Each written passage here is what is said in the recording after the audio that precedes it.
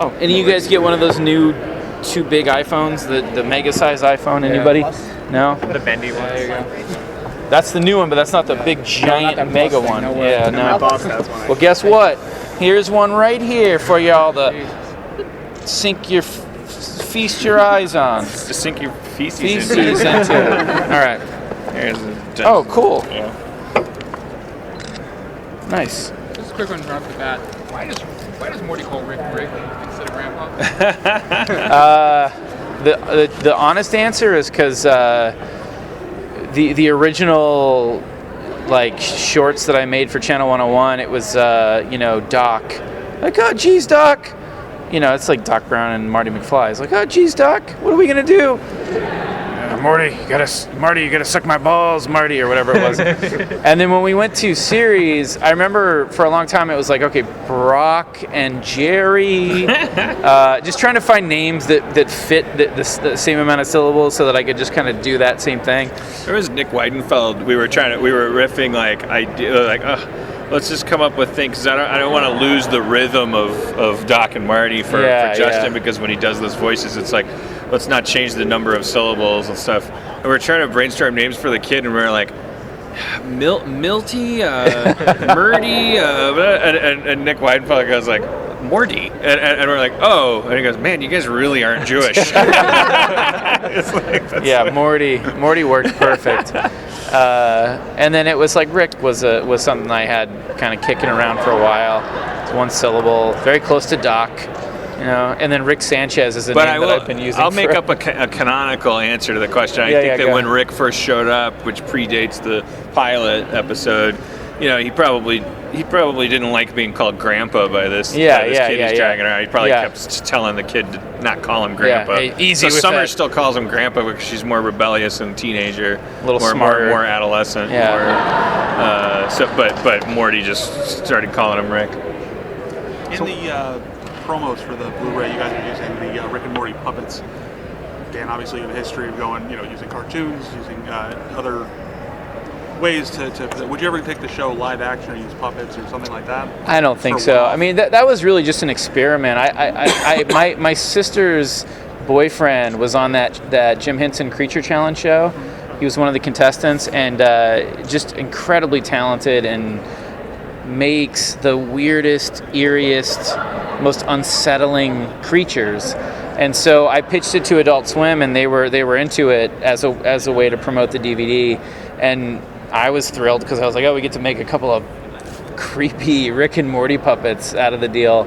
And then I was like, well, let's lean in and use these things. And we filmed. I recorded a ton of stuff, and then we filmed like a full day, a bunch of ads and a bunch of just exclusive content for different websites. But I don't think I think it would just be bizarre to do a show with them as puppets. It'd be confusing, I think, for people who aren't familiar with the show. They'd be like, well, wait a minute, what is this? Maybe stop motion. Yeah, stop motion could be. Yeah. There's all kinds of potential to do different mediums. You made it like a special, basically like what we did with Community. I can see you doing that with Rick and Morty, doing this is the Rick and Morty Christmas special. Yeah, and doing it in a different medium. I mean, we do have a show where there's infinite multiple reality, so there could be an episode that starts 2D, and Rick's like, Morty, you got to check out this reality. Oh, geez, what is it? Puppet reality. They go in. It's like, oh, this is hacky. Yeah, I would. Yeah, The Simpsons did it that way. It's like 3D. I would just do it in a different medium because it was just started out. Yeah, just be like, something doesn't feel right. Going on that multiple reality, and Family Guy just did the crossover with The Simpsons. Yeah. Thing anything coming down the pike for you guys to kind of do the same thing? We don't have anything planned, but I mean, we're fans of a lot of, or at least I speaking for myself, I'm a fan of a lot of different animated shows, and could be interesting to do something if it was right, if it felt right, But I don't know, it's hard, you do those crossover things, there's just so many cooks in the kitchen at that point. It's like, is it going to be right, Am I allowed to talk about the? I don't know. I think so, because it's on the DVD. Yeah, sure. They say it on the commentary. Yeah, Matt Groening on the comment. We got Matt Groening and Al Jean and a bunch of the Simpsons guys to do a commentary track for the DVD, so it's on the DVD. And that's where they first asked us to do a couch gag for the Simpsons. So we're in the process right now. We have it submitted. The script is submitted, and we're just in the process of figuring out the production pipeline. But that's like a tiny little crossover of Rick and Morty with the Simpsons as a couch gag, which is insane to me. Growing up, being a fan since I was a kid of the show. So, but that's the closest, at the moment of anything actually real, that we would do in that respect. You've had Rob Paulson, Maurice LaMarche, Tress MacNeille, tons of big names, animation. Anybody left that you haven't worked with yet that you want to bring out to Rick and Morty? Oh man, it's funny. Like it's those guys. That's been a dream, a lifelong dream to be able to work with those guys. Maurice is incredible. They're all amazingly talented, incredible, and there definitely is more. But it's like I on the spot, I can't think of anybody on the spot at this moment. We hit a few more fantasies in the second season of mine. We got Stephen Colbert to do a character, Yep. Werner Herzog. Yep. We got some great Battlestar Galactica folks. Who else did we have? There's other big names that we had do season 2, right? I can't remember. Key. Oh, Key yeah, and Peele. Key and Peele, yeah. Yeah, he's in an episode. He's great. I almost feel like every episode. Andy Daly's in one. Bunch of Mr. Show guys, if you're Mr. Show fans. But yeah, there is. Who are we forgetting? There's another big one that. I don't know. I can't remember. Real big one. Real big. We'll think of it later. We'll email you. You said last year that you wanted to have Jim Rash on, but you forgot about him when you were trying to get him on. He's on this season, yeah. We got him. We got him. Yeah, and he's great. So the little scenes you guys do at the end of episodes afterward, the credits roll. Yeah. Do you go in thinking you're gonna knowing what you're gonna do with those, or kind of like you shot the whole episode, then you kind of go in? Like my favorite is the Rick and Summer, with the DMX track. Oh yeah, that's great. A lot of those come organically. They'll come way later. Like this season especially. Like we were just writing the episodes. We had production barreling behind us, so we had to just move, and then we kind of they were all sort of like, okay, what do we have in the episode? What would be a funny callback? And then in season 1, and in some cases in season 2, right away we would know, okay, we know what the tag is going to be. But every episode has a tag. It's sort of like it's a cool, just fun thing that we want to continue to do. Keep people through the credits, Not that there's any real reason to keep people on the hook through the credits, but I don't know. I love it. It's like Ferris Bueller, It's like at the end of the movie. It's like that's always stuck with me. It always blew me away in the theater. Someone told me, wait till the end of the credits, and all he does is yell at you to leave. But it's so great. It's like such a treat, It goes so much further than the effort and work they put into it. Will we see a return of the Meeseeks? At some point, probably. Yeah, I think so. But I just don't know how. I mean, again, like we were talking about this earlier. It's like we're being really careful not to bring popular characters back just for the sake of bringing them back. We want to really make sure it's an organic reason that we're writing. Worried about the curse of Community, which is that if you do a callback or exhibit some continuity, even if it's not deliberately inside, even if it functions on its own, then the critics say, oh, there's this thing, it's called the human being or Annie's boobs, and then somehow the culture gets created that the show isn't appropriate for new viewers, which isn't true, Yeah. Or I don't know, like I watched that happen in Community, and I'm like, well, come on, no, this show would be fine to watch the first episode of the 5th season. So I think I kind of feel like if the second season, if there's no Meeseeks box in the second season, then there can be one in the third. Sure, yeah, and it's also just having a story that's great that would be conducive to the Meeseeks box. But we did pitch a ton of throwing it over your ideas. shoulder. Like my pitch with the Meeseeks is it's just like the sonic screwdriver in Doctor Who. Like, Yeah. Every once in a while you need something done, so you get a Meeseeks out. But I was very gun shy about doing callbacks in the second season. Yeah.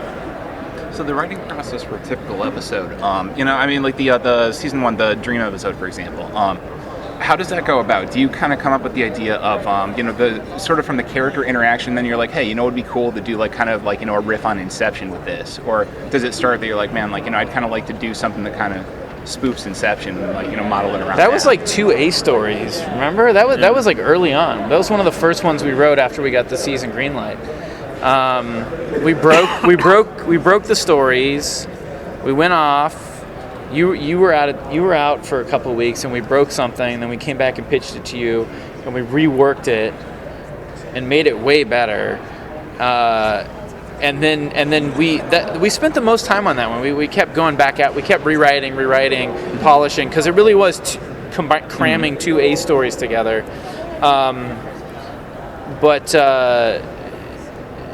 But yeah, I don't know. Like,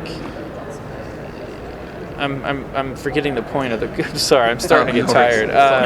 But no, I mean, but that was the process. Was just like we had 2 huge storylines. How can we condense these into 22 minutes? I think the early process was we had a list of sci-fi tropes that we were interested in: teleportation, invisibility, rocket boots, a lot of clothing. Invention-driven stuff. And then too, we made a list of domestic tropes, if you want to call them that: divorce, credit card debt, training the dog. Stuff like that. So I think that was probably part of it. Was like we thought early on that we needed to stick to a template of pairing those 2 columns in each episode. Yeah, which we still do from time to time. It's funny, man. The season 1's a lot. Like you look at it now, kind of after all the time away from it, it's driven by Rick's sort of crazy inventions. A lot of the stories, where season 2 is a little more like open, it's a little bigger, and it's not, there's still, Rick's inventions and stuff, but they're not really, it's not like, Jerry, here, use this, right, see you later, and then that, whatever he gave him causes, wreaks havoc. But it's funny, I don't know, I'm just kind of connecting with that right now, but yeah, that Dan's right. I mean, we wrote a huge list of like, okay, what are cool sci-fi things that we could do that are like, there's the cognition helmet for the dog, or like the Meeseeks box. Meeseeks box being one of the most original kind of fresh ideas, but then there's like, freezing time or flying or, X-ray vision, a bunch of stuff we never even got to, in season 1. So, ghost goggles. Yeah, ghost goggles. Season 3. Look for it in season 3. Is Rick ever going to see Power to the Pancreas made? It's so just came on before I came out here. It's so funny because that is, not to get nerdy on you, but that is technically the world they left behind. So Ethan. No, but he would still have pirates in his pancreas. In the new world, because everything about the world they left behind would be it's identical, like very parallel. except for just right before they died in the new world. They solved the Cronenberg problem, just randomly, probably. Yeah. And then they blew themselves up. It's so funny to me though to imagine that back in Cronenberg world, there's a Cronenberg Ethan with Annie and all these people inside of him, like going, what the fuck happened? Like still working away on the theme park. We haven't gone back there, but it's very funny to think about. We spent a lot of time breaking stories about like, and then Morty goes back to Cronenberg world and blah blah blah. And it's like there's a certain ratio of sweat to joy that when it starts. When the sweat column gets above a certain level, it's like, this isn't Rick and Morty anymore. This is now fan some fiction. BBC drama. Yeah. Okay, last question. So Rick and Morty, are we this season maybe possibly going back to storylines from season 1? Because I definitely feel like there were a couple of episodes that were left open-ended. Sure. We could go back to that. We really had a focus on forging ahead and continuing what we did in season 1, which is like let's just keep moving ahead. The world is so huge. The universe is so huge. The multiverse is so huge. Let's just move forward and just keep building. Not to say that there isn't any going back at all, but that wasn't our focus. We really just wanted to continue to tell fun, awesome, great point of entry episodic episodes with sprinkled in continuity in the distant background. So will Evil Morty be coming back? I'm not going to say. Going forward, what are you guys looking forward to revealing? Any kind of spoilers you can give us? I don't know. It's funny, man. I mean, we just Beth and Jerry's marriage continues to be on the verge of of dissolution. It's very funny this season. Their arc is very they're good, they're bad, they're good, they're bad, but Jerry's unemployment reaches new levels of of hilarity. frustration. Hilarity, yeah. That's it. Thank you guys. Thank you.